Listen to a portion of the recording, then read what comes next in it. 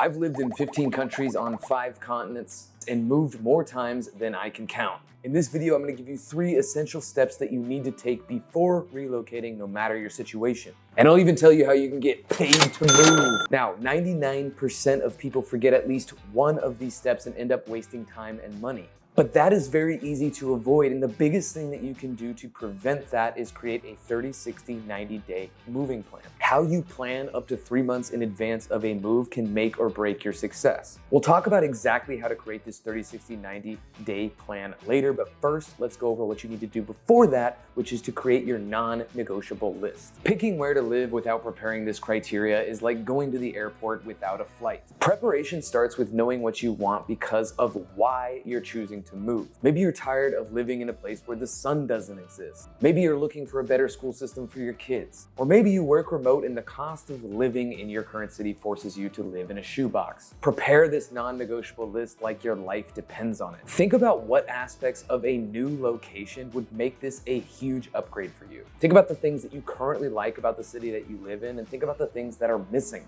For me, when I'm considering a new place to go, my non-negotiable list starts with walkability, access to gyms, and the sun. I could live without ever seeing a snowflake again. What are the things you're not willing to live without, whether that be the certain types of amenities that are available, the weather, or furry festivals? Look, I don't know what you're into. I don't judge you. It's totally fine. But if you're gonna go through the hassle of relocating, you might as well relocate to a place that is worth it. Step 2, now that you have your non-negotiables, let's make a list of potential locations that fit your criteria. If you already know exactly where you want to move, again, these are certain things that can really help you deep dive into the research of exactly what neighborhood to live in, exactly where it is that you want to go. The first step in the research process is just to consider who's already in your network that might live in a place that you want to live. And secondarily, what communities are you part of that might have a presence in one of those potential places? For me, I'm part of various remote work and digital nomad communities like the Dynamite Circle, Nomad Base, Remote Year, and all these different communities become great resources for me when I'm considering a new location because I can just tap into that community and find people that I may not know, but they're people that live there so they can get me connected and get me an additional perspective. When I was first traveling and relocating all the time, I wasn't necessarily part of all these communities. So I would even just go on LinkedIn and find people that were in that area that had similar interests or similar backgrounds, or I would look at co-working spaces or different places that hosted events and find where the people were meeting with similar interests to mine.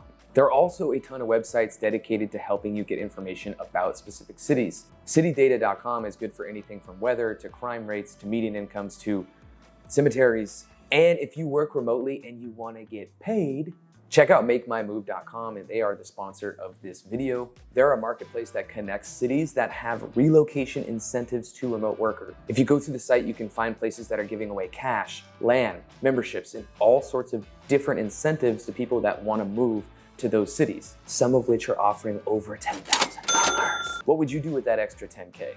Maybe you'd finally buy that 24-piece fondue set you've been eyeing.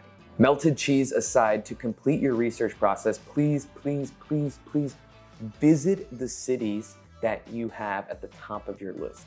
If you can go there for at least a week or even longer, it's gonna help you get acclimated and really get a feel for what the neighborhoods are like that you're considering. P.S. I always used to forget a bunch of these steps that I'm listing out when I've been relocating, so I wanted to make it really easy. I created a checklist and a plan for you to be able to download below, so make sure you take advantage of that. Step 3, plan and execute. Okay, so let's say that you visited the places that you want to go. You've made a decision on the city, the state, whatever location it is, you are locked in. Now it's time to execute. So use that worksheet that I have below to create this 30, 60, 90-day plan. Start with your ideal leave date and then back into all the different things that you need to do. Some very important high-level things to remember: contact moving professionals early because there are different seasons in which they get really busy and have a really long lead time. Number 2, set up an appointment in the DMV in your new city. That can also be a thing that takes a long time to get an appointment, so do that right away. And number 3, set up the utilities, cable, internet, anything that you need from day one once you get there,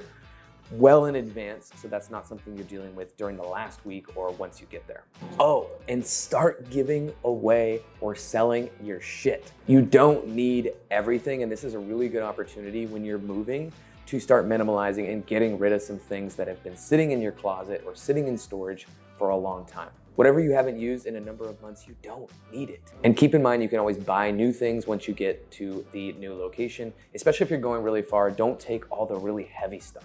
The work you do up front to create your non-negotiables, to research and do deep dives, to go visit the place is gonna give you the intuitive feeling you need to choose a place and the right place. In addition to that, executing a plan, a 30, 60, 90-day plan gives you enough runway to make some mistakes, but also make sure that you save money in the long run. So use the worksheet below in the description and make sure you give yourself some space, some time, an adjustment period once you do reach your new location. Did I miss anything? What has helped you when you have moved? Drop that down in the comments and make sure to share this video, like, subscribe, and remember, until next time, keep wandering, you're not lost.